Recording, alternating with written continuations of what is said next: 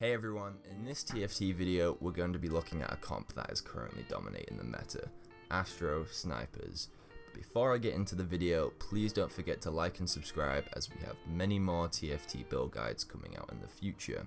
The Astro Sniper comp is built around two of the strongest units in the current TFT meta, Na and Jin. These two units go hand in hand with another very strong unit, Teemo. Interestingly though, the comp isn't built around Teemo even though he is a big carry within the comp. Instead, you're spreading your items onto the three big champions depending on what you get. That's what makes this comp so strong, and there is so much flexibility when it comes to items. Any defensive items will go onto Na, any AD items will go onto Jin, and any AP or mana items will go onto Teemo. Because of this, you'll have an AD, AP, and a frontliner which all synergize very well. The core comp you want to usually go is Caitlyn, Ashe, Nautilus, Na, Teemo, Jin, Kama, and Lulu, giving you 3 Astro, 4 Sniper, 2 Darkstar, and 2 Mystic. However, because this comp is so flexible, you could always swap out Caitlyn for Thresh and Ashe for Wukong. This will give you Vanguard and Chrono and making it a more defensive option overall. You could also go to level 9 and add in a Janna to increase your attack speed, and it gives you a better chance of finding legendaries on which your Thresh can pull in. Champions like Urgot are overall really good to have in your bench as they will end up ulting instantly, resulting in a free kill. This comp is incredibly flexible when it comes to items. You should have a very strong comp even if you have slightly worse items. That said, Infinity Edge is always an item you want to have for Jin. If you combo that with a Last Whisperer, it makes the recent changes of IE crit for every auto, but again, Jin is very flexible, so items like Runans, Giant Slayer, or even Deathblade are also really good on him. Making sure you have a defensive item like QSS, Trapclaw, or GA would also be really good on Jin. Speaking of GA, that is also a great item for Na, along with just about any other defensive items such as a Bramble, Warmogs, or even the Dragon's Claw, but again, any defensive item will do. Now, finally for Teemo, you want to prioritize a blue buff for him more than anything, making him throw out his shrooms quicker than he would do before. Other AP items like Rabadons and Morellos are also very great on him as well. There's never a bad time to go this comp, it's easy to force and it's very flexible. The key to this comp is that you have to push level 8 as quickly as possible. You do this by rolling all your excess gold and experience, but also taking advantage of another unit we haven't spoke about yet, Bard. Bard gives you 3 XP from his ability and helps give you the Astro synergy before your comp has been finalized. Usually you'll have only one of Teemo or Na, so throw Bard in there and you'll get the reduced cost on his ability that will give you more free XP each round. That said, do not level Bard up. He's not a very good unit and he's only there to help you level faster, and you're going to sell him as soon as you get to level 8. Ideally, you want to use the fast 8 leveling strategy where you'll level normally through level 6, keeping your gold count as high as possible.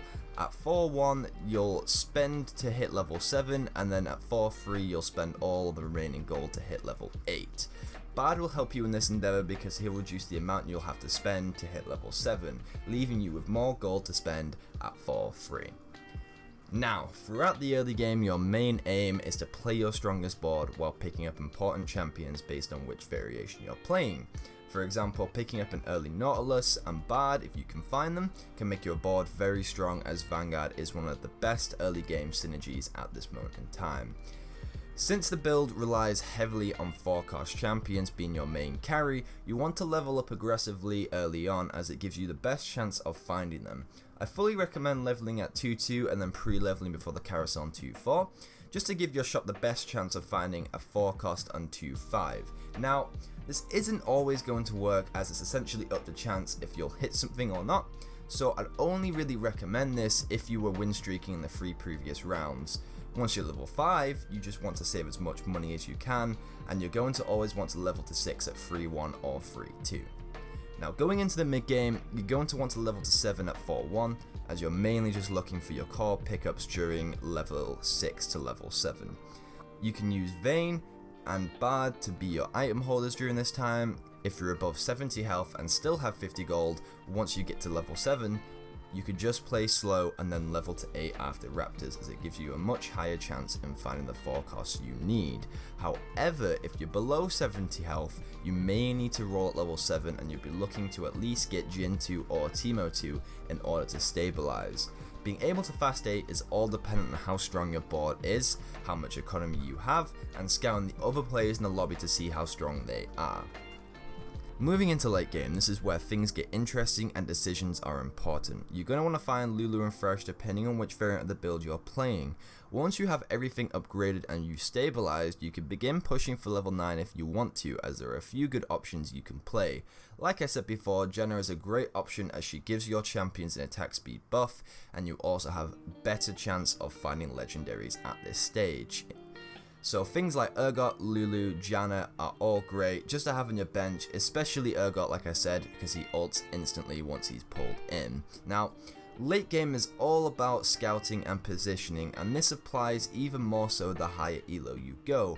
Being able to adjust and move around your units is a very important skill to learn, and it will help you become a better player in the long run. Make sure you're looking out for things like Blitz, Urgot, Zephyr, Shroud, or anyone running any infiltrators, as these can impact the result of the round massively. The strength for this comp is how flexible Astro can be, as well as the comp in general really. Its only real weakness is making sure you find both Jin and Teemo, so it's only really worth going this comp if you have a strong early game, as like I said, you're going to want to level aggressively. But that's going to be it for today's video. Let me know if you've been using this comp to climb in your games, and if you found this video helpful. If you enjoy this type of content, be sure to hit the like button and subscribe to see more videos like this in the future. Thanks for watching.